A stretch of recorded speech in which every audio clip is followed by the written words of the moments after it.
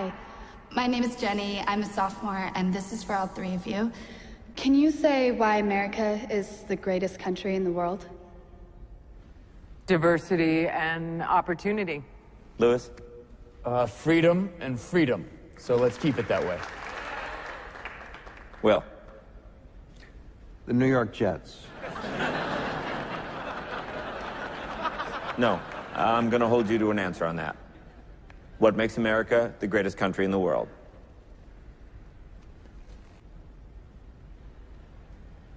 Why is America Not the greatest country in the world, Professor. That's my answer.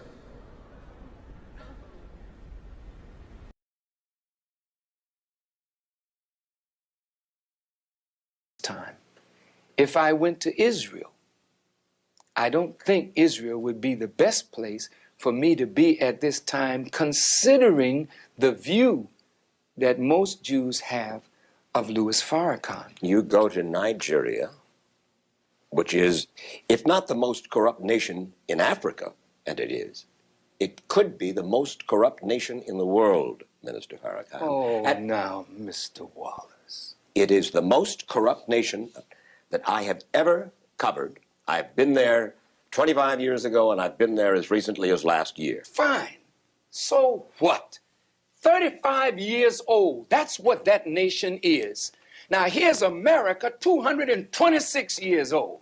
You love democracy, but there in Africa, you're trying to force these people into a system of government that you just have accepted. 30 years ago, black folk got the right to vote. You're not in any moral position to tell anybody how corrupt they are. You should be quiet and let those of us who know our people go there and help them get out of that condition. But America should keep her mouth shut wherever there's a corrupt regime, as much hell as America has raised on the earth. No, I will not allow America, or you, Mr. Wallace, to condemn them as the most corrupt nation on earth when you have spilled the blood of human beings. Has Nigeria dropped an atomic bomb and killed people in Hiroshima and Nagasaki? Have they killed off millions of Native Americans? How dare you put yourself in that position as a moral judge? I think you should keep quiet, because with that much blood on America's hands, you have no right to speak. I will speak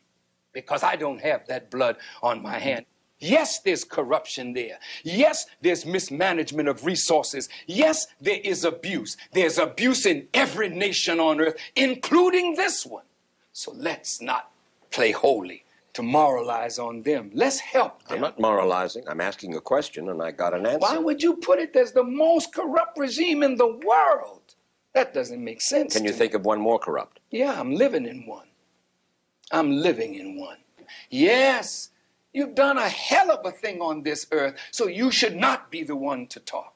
You should be quiet when it comes to moral condemnation, in my judgment. I didn't mean to be so fiery. No, that's good. That's good. That's my passion.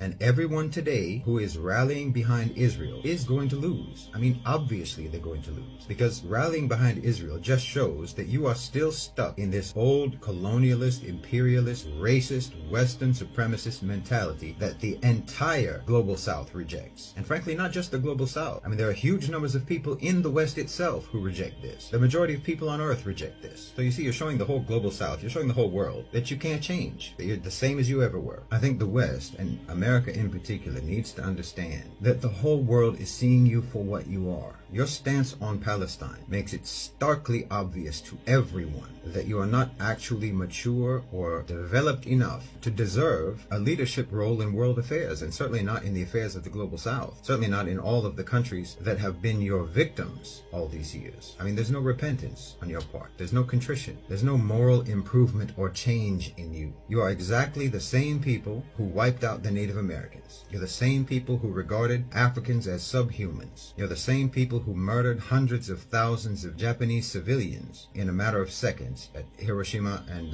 Nagasaki. You're the same people who dropped napalm on civilian villages in Vietnam. I mean, on and on. Nothing changes. And nothing exposes this today more than your stance on Palestine. Nothing demonstrates that you have not changed or developed in centuries more than your shameless support for Israel. And believe me, you're alienating the whole planet by this. When you back colonialist, Zionist violence against the Palestinians, everyone sees it as emblematic of your whole attitude to the non-Western world, to the non-white world. Everyone in the global South identifies with the Palestinians. Everyone in the Muslim world identifies with the Palestinians. When you declare your support for total war against the Palestinians, when you declare your support for a psychopath like Netanyahu calling for basically a final solution against the Palestinians, well, everyone in the global South gets the message. You are deranged, immoral, barbaric, bloodthirsty, racist savages. And all your talk about human rights and the rule of law and all of that is all just hideous hypocrisy. You don't mean any of it, and you never did.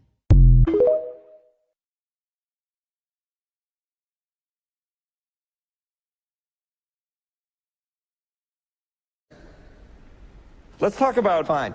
Sharon, the NEA is a loser. Yeah, it accounts for a penny out of our paycheck, but he gets to hit you with it anytime he wants. It doesn't cost money. It costs votes. It costs airtime and column inches. You know why people don't like liberals? Because they lose. If liberals are so fucking smart, how come they lose so goddamn always? Hey. And with a straight face, you're going to tell students that America is so star-spangled awesome that we're the only ones in the world who have freedom? Canada has freedom. Japan has freedom.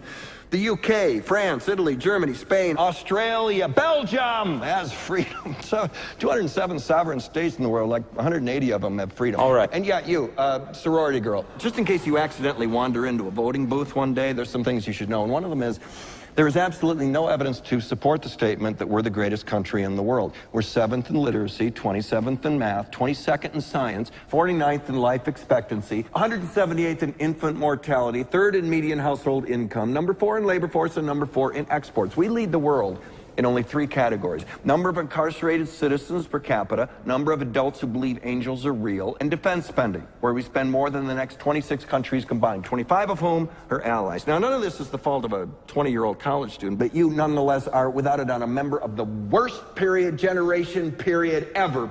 So when you ask what makes us the greatest country in the world, I don't know what the fuck you're talking about.